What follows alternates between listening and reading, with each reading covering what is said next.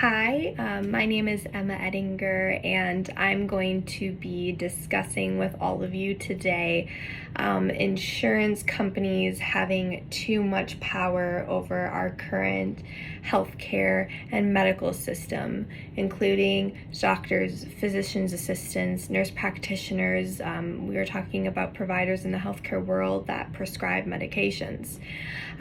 So I just first want to give a little backstory on why I feel very energized and feel very passionate about this topic. So I currently work at a clinic that is attached to a hospital. So we are combined, but the clinic is only open Monday through Friday. I am a certified medical assistant. I went to school to be trained in that field. I'm pursuing nursing right now, and I've been working as a certified medical assistant in specifically the specialty department of rheumatology. I feel very energized again about this topic simply because in my specific department as a specialist, as I was working with rheumatologists, they prescribed specialty medications. 95% of the medications we prescribe to patients require a prior authorization within their insurance company. So today what we're going to be talking about is prior authorizations. What are they? What purpose do they serve? What is my experience behind it? And a couple of things I pulled off from some doctors on some websites. We're going to go talking into how insurance companies having too much power and what that means. And then we're going to talk about how to kind of work around these things, and because it's something that we unfortunately don't have. We can snap our fingers and control this problem. So I've just kind of learned some tips and tricks from my end, being the one that's having to deal with the communication with insurance companies, and kind of just guide some people in the right direction and just my thoughts on it. So first, I want to discuss what prior authorizations are. This is when your current healthcare or your current insurance company decides that before they want to cover some of the medication, and I need to emphasize that, some, they need to prove that there is medical necessity. So, for instance, in my department where I work, we see a lot of patients with rheumatoid arthritis, okay? So there has been a medication called Humira. It has been around for a very long time, believe close to 20 years, and it treats rheumatoid arthritis. It treats other rheumatological conditions and diseases, but we're just going to focus on RA, also known as rheumatoid arthritis. So these prior authorizations, basically you have to 90% of the time send them to a specialty pharmacy, because regular insurance or regular pharmacies, they do not get enough money, and then it costs them to dispense it to you. So what I do on my end is I have to contact their insurance company. I have to fill out a prior authorization form. I have to submit medical record documents, and then on that occasion, when you submit it, you wait to hear back from like a clinical review team, and at that point they can approve or deny a request. And if they do approve it, they only approve it for usually a year, sometimes 6 months, sometimes indefinitely, but indefinitely is only about 2% of the time. They usually, I'd say 75% of them are for a year. And so that means at some point, if they deem that you don't need it anymore, but you feel you do, they won't cover it.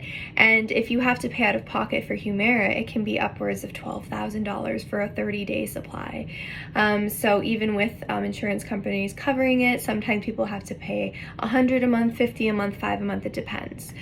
And sometimes when they deny it, they tell you, oh, you have to appeal it, or they make you try another medication. So then you have to go through months of finding a medication or being on something that doesn't help you. So those are kind of some issues. And then I just wanted to discuss here. It says from kevinmd.com, insurance and the destruction of our health, or the article is called Insurance and the Destruction of Our Healthcare System. So this doctor said, sometimes I can't get an MRI for a patient, even if it is what they need. Sometimes I have to settle for one medication when it might be okay, when I know that the one they really need would be better, but the insurance company won't improve it. So that is an issue for me, because that starts taking away from patient care. These insurance companies, they're not doctors. They didn't dedicate about 10 years of their life going to school to study the branch of medicine. The Washington Post, they had an article from 2019. It was titled, Insurance Companies Aren't Doctors, So Why Do We Keep Letting Them Practice Medicine? So William E. Bennett Jr., who is an associate professor of pediatrics at the Indiana University School of Medicine, states, as a gastroenterologist, I often prescribe expensive medications and test for my patients, but the insurance companies determine if they'll cover those treatments. I must submit a prior authorization to the companies, and it can take days or weeks to hear back if the insurance company will deny it, which occurs frequently. And then I have to have a peer-to-peer with a physician or a pharmacist that works with that insurance company, and then almost instantly they'll approve it. So they make you jump through hoops. And then I wanted to state here, this is my insurance card. I've covered up my ID number, but I'm employed in healthcare and I get insurance, and I am tied to the Aspiros network, meaning that if I happen to have an emergency, say out of state, I would first have to give $7,500 before the insurance company would start kicking in to a degree. So that right there is a problem in itself. So the next thing I want to discuss is kind of the power. So why does this happen? And I don't have a fully clear answer, but I think what's happened as time has gone on with medicine, it's just everything is about greed and money, and we are taking away from patient care more. I think people are always wanting to go the cheaper way, and I think insurance companies are always want to go a cheaper route first so that they don't have to fork money. And it is unfortunate because there's these people doing clinical review and they're not a physician. They don't have any medical background, and that right there is concerning. So what are some things that we can do? I would state that if you can get a hold of all of your medical records, please do that, because sometimes I've noticed people have struggled to get their own medical records, especially if it's like later on. So if you kind of present after a visit, saying, I would please like my lab results mailed to me, or you have access through an app. If you ask them to make the office note dictation available to you, they can't say no. So that's important to ask after a visit, is if you can have that mailed to you. So then you have copy of what the doctor is writing about your condition, and that gives you a little more leeway if you are needing to fight with your insurance company over something, or you're trying to be prepared initially and state, oh, I have my medical records. I also would recommend having insurance. I know it's not always the cheapest, but you can go to health.gov and you can type in how much money you make and how many people are in your household, and they have a list of different plans, and it's actually pretty convenient, and I've been able to help some patients out with that. And then the last thing is with medications, please look into patient assistance programs on your own. There tend to be some. Please call, please ask. When patients call and ask, it makes things a lot easier.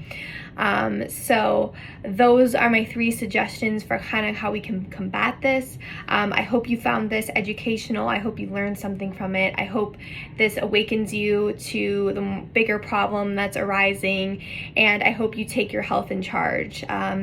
You need to be the one in charge of your health. You need to advocate for yourself. I wish it wasn't this tough and that people had to advocate this much, but I highly encourage it, and I am always here for any questions, and I hope you guys have a great rest of your night. Thanks.